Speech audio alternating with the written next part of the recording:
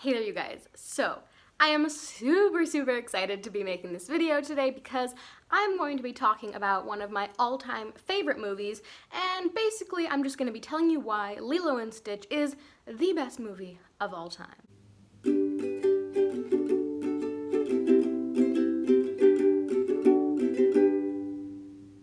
But before I get into that, for those of you guys who don't know me, my name is Neva. I am almost 25 years old, and I currently live in Germany with my husband Ben and our cat Blue, so stay tuned to the end of the video if you want to see some cute videos of him. I think that's about all I have to say right there, so without further ado, let's get into the video.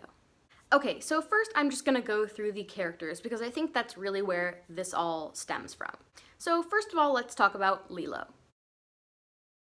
So Lilo is a little girl who really just doesn't fit in with her peers. She's a little bit weird and quirky and different, and she really gets made fun of for this. She really feels like the outcast around her peers, and that's just because she's different from them. But on top of that, the things that make her even more lovable are just the fact that she is super independent, she's super strong-willed, she has like really wonderful opinions, and honestly, most importantly is that she really easily expresses her emotions.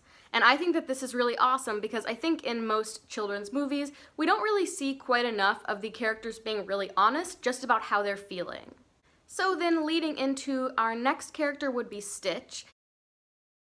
And the reason I'm putting him up next is not just because he's like the second main character, but really because he is essentially the alien version of Lilo. And what I mean by this is, in his world, in his alien world, he's different and he doesn't fit in.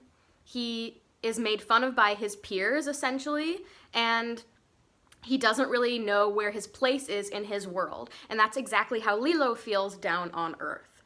Now, besides the fact that Stitch is a literal, like, walking, talking, and existing alien with multiple arms and stuff, which is just making him really cool in general, he, like Lilo, is also a very vulnerable character. He learns over the course of the movie to express his emotions and explain what he's feeling, and I think that that's really wonderful because he comes into this story feeling like he doesn't know where he's supposed to be or, you know, who he is and where he belongs, and by the end of the movie it's clear to him who he is, where he belongs, and what he feels about the whole situation. Once these two characters meet and connect, it becomes a really wonderful story of friendship, and their relationship is really just so entertaining to watch. Not only have they finally found somebody that makes them feel like they belong, but they're just funny and entertaining in general. So moving right along, next up we have Lilo's older sister, Nani.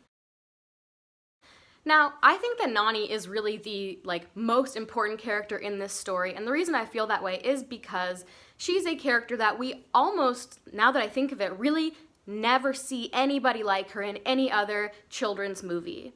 She is a very young mom, essentially, because Lilo and their parents die, and Nani is left to raise Lilo, and she's just a young person herself. They don't actually specify her age, but it's pretty easy to assume that she's in her late teens to early 20s, and she's just trying to make it in life.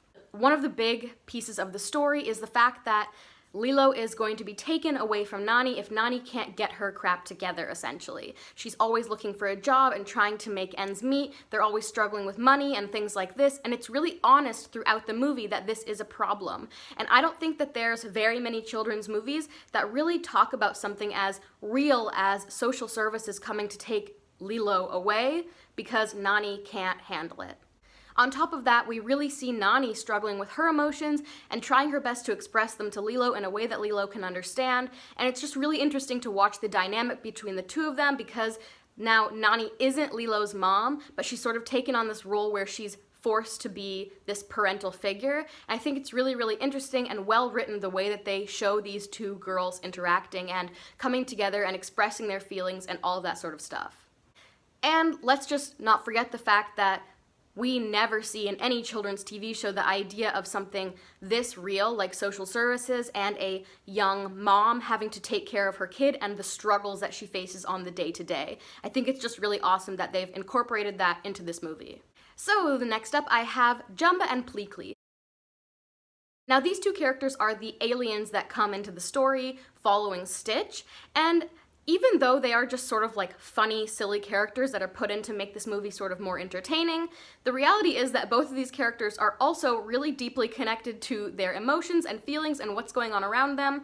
And I also think it's really important to mention that Pleakley, the one with like the big eyeball, like the single eye alien creature, like they don't say what their species is, but the like little one with the eyeball, and yeah, anyway, I'm gonna say he because it's never really specified who Pleakley is, but there's a scene in the middle of the movie where Pleakley is wearing a disguise, like Pleakley has on like a women's sort of wig and dress and stuff, and Pleakley is caught at one point with a mirror looking and like checking out himself in the mirror, like looking at his wig, and Jumba, the other alien, calls him out on this sort of and is like, what are you doing? And then they have this sort of fight over who gets to wear the wig. And I think that this is really interesting because throughout the movie, we see Pleakley constantly dressing as a woman and really enjoying being feminine, and nobody says anything about this or cares about this at all, and it's just totally fine for Pleakley to sort of be gender fluid, and I think that that's absolutely fantastic and something that is really overlooked in this movie. Like I've never seen anybody talk about this,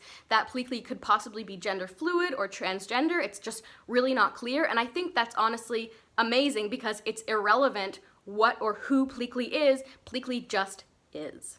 So the next point I'm gonna make is just the fact that this movie has a lot of really serious topics strewn into it. And essentially what I'm talking about is, like I spoke about before, the struggle with money and the struggle with making ends meet and the struggle with social services. And then on top of that, the fact that Nani and Lilo's parents are dead, and this is also something really relevant that they speak about in the struggle that they have with coping with the death of their parents, and Lilo tries to explain all of these sorts of emotions and problems to Stitch, and I think that this is just a really, really beautiful part of the story, because even though this is a lighthearted and fun children's movie, there's a lot of really serious points put into this film that make it very almost realistic, and I think that's really, really cool because most children's movies don't tackle anything close to that. So then I have a couple little points to just throw in here that I think are really fun and make this movie just really extra wonderful, and that would be Lilo's obsession with people of a larger size. And I think this is just kind of like a fun and silly thing that they throw into the movie. Lilo has this like real love and obsession with the tourists that come to Hawaii that are very overweight, like this classic idea of an obese tourist with the ice cream cone and stuff that we see in this film. Lilo is always taking pictures, and she puts these pictures all over her wall and talks about how beautiful they are. And I just think this is a really wonderful thing because here we have this little girl who just loves all bodies and thinks that these people are beautiful, and that's just a random part of the story that they throw in there to sort of show how odd she is, but I think it's really nice because essentially what she's saying is she loves these people and it doesn't matter to her if they're big or not.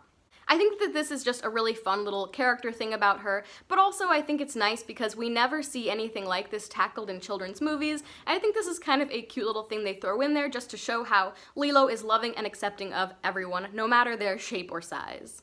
And not to mention the fact that Lilo absolutely loves Elvis music and teaches Stitch all about Elvis. I mean, come on, she loves Elvis. I think that's enough on that. And the last thing that makes this movie so wonderful, which is sort of the main point of the entire film, is the focus on how important family is. All of the characters in this movie make it very, very clear that they are loving and accepting of everyone no matter what, and the whole point of the movie is that family is more important than everything, family is more important than money, and all this kind of stuff. Throughout the movie, we see Nani desperately trying to keep her family together, and we see Stitch trying to be a part of this family, and Lilo preaching Ohana, which is all about family and how nobody is left behind, nobody gets forgotten, everybody is supposed to be included and loved, and that is really the center and main point of this movie, and I just think it's so, so, so nice and so beautiful. Now, of course, this is a children's movie, and there are a bunch of different weird problems with it, like all movies, but in the end of the day, I think this movie is absolutely wonderful. I think that the characters are all loving and kind, open with their emotions, and tackling big real-life issues in a way that children can really understand, and I just think that this is absolutely fantastic. Now, if you guys agree with me, or if you disagree, or if you've thought about anything awesome or not awesome about this movie that you want to talk about, please comment down below and let me know what you think. If you don't think that Lilo and Stitch is a good movie, you can just get out of here. That's that on that. Okay, you guys, so if you would like to see a little bit about my life and what I get up to here in Germany, you can find me on Instagram at NevaB. The link will be in the description below. And if you would like to support me and support the channel, please hit that subscribe button. But if you don't want to, I will not hold it against you. Alright, you guys, that is all from me in this video, and I will see you in the next one. Bye! Hi, good morning. Did you just wake up? Can you say subscribe? Support the channel. Alright, bye you guys!